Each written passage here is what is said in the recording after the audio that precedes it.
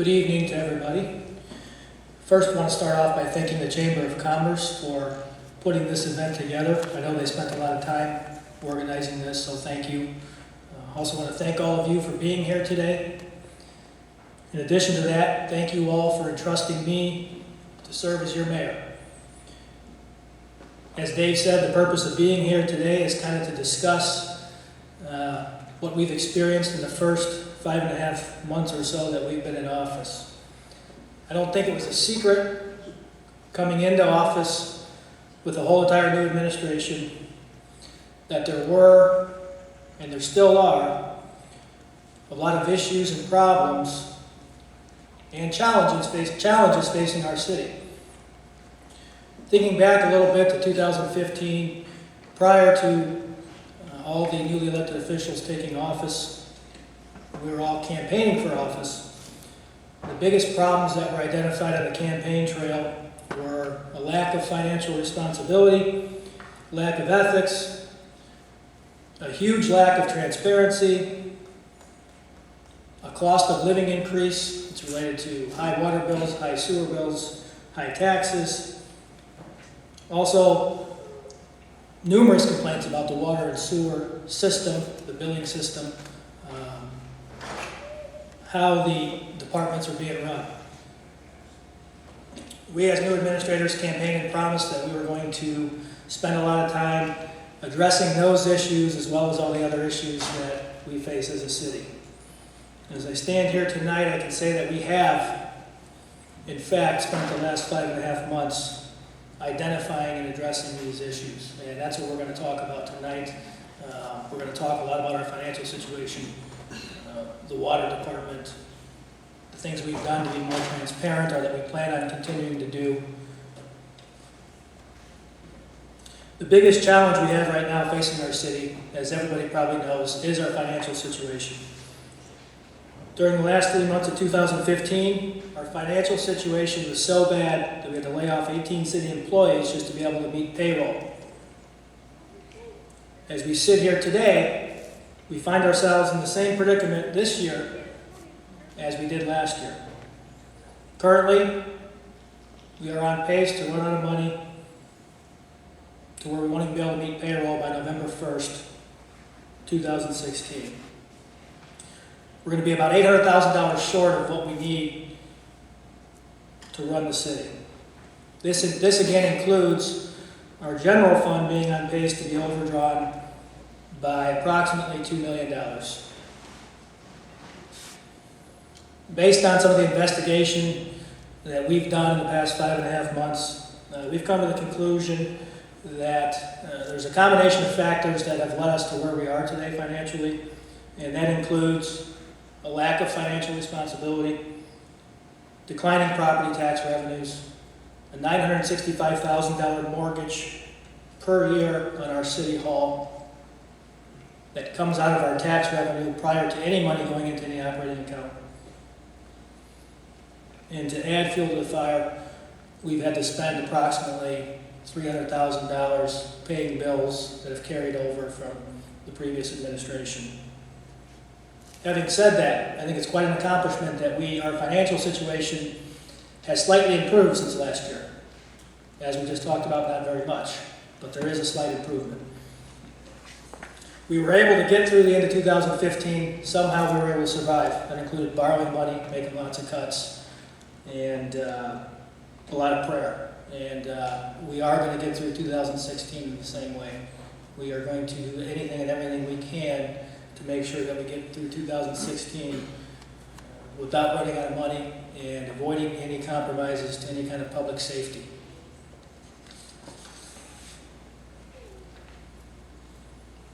One of the reasons why we expect in the long term our financial situation to continue to improve is because some of the cuts and some of the consolidations that we've made that are going to help our financial situation in the long run. We've taken positions like the building commissioner, the streets and sanitation superintendent, the park superintendent, the refuse supervisor. All 4 of those positions, those used to be previously, each one was a position. There were 4 positions. They all received a salary and benefits. We've consolidated that into one position, and now turn that position into one superintendent of public services. The result of that has been a savings of over $200,000 per year. It's not the perfect solution, but it seems to be working all right under the circumstances. In addition to that, we spent a tremendous amount of time reviewing contracts and consulting agreements that we have entered into in the past. A lot of them, some of them we might be stuck in for a little while because they are signed contracts. Others are set to expire or have out clauses that would allow us to get out or are renewed at the beginning of every year. Just by going through these contracts and asking the questions when we're going through them, are we paying a fair price for the services that we're receiving, and requesting proposals for services from more than one company, the results have been astonishing. I just want to talk about two examples of what I'm talking about, just so you can see and understand some of the savings or some of the lack of, or the careless financial spending that occurred in the past. The first is with our water plant. We currently have a contract with a company who manages our water plant. That contract is set to expire July 31st, 2016. Under the contract, we pay $12,000 approximately a month for them to run and manage our water plant. What we did was we did requests for proposals. We reached out to 3 different water companies or companies that have management experience. And we told them, give us your best offer. The contract's expiring July 31st. Give us your best offer. The end result was the best offer being, and under the prior agreement, the water company is providing water management services 5 days a week. We have to have a city employee come in on the weekends and do the water testing.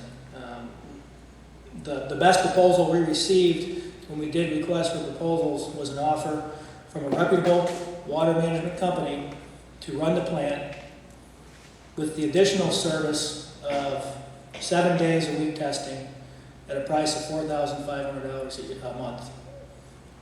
That is going to result in a $90,000 a year savings for our water plant. The only thing that happened was a simple request for proposals. Another example, engineering services. We have an on-call city engineer. Under our previous contracts, we were paying $170 an hour for engineering services. It was an engineering firm that didn't even live in the city. We also paid that $170 an hour rate for travel time.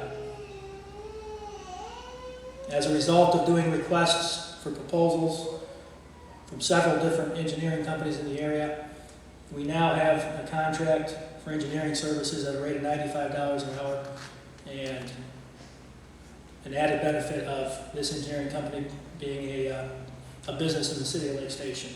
And so they can essentially walk to the meetings, and we're cutting out the travel time. It's things like this that we have been doing and we're going to continue to do. We have several more contracts and consulting agreements to go over and evaluate, and we're going to continue to do that. But these are some of the things that we haven't seen the savings yet, but we will start seeing that in the future.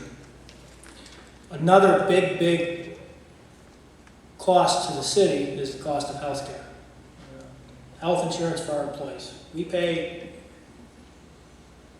a little bit over $800,000 a year in health insurance premiums for our employees. We've had several meetings. We've switched health insurance brokers. We've had several meetings with North Shore healthcare representatives about partnering and coming up with a medical insurance package that will benefit both of us. And the end result will hopefully be a substantial savings in the cost of health care for our employees. We are optimistic, cautiously optimistic, that beginning in 2017 we'll have worked out some kind of an arrangement with North Shore Health Centers to provide good quality health care to our employees. In addition to that, receive substantial savings in the cost of health care to our city.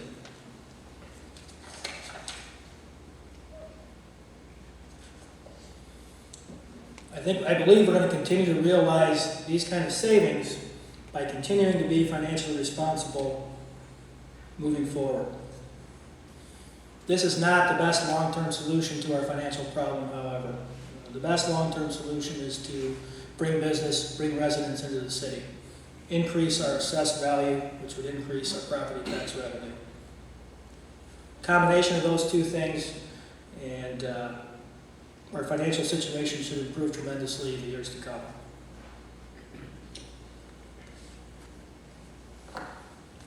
At this time, given the circumstances and what's happened in our recent history, it's seeming to be extremely difficult to try to convince residents or people to move here and businesses to move here because of our reputation.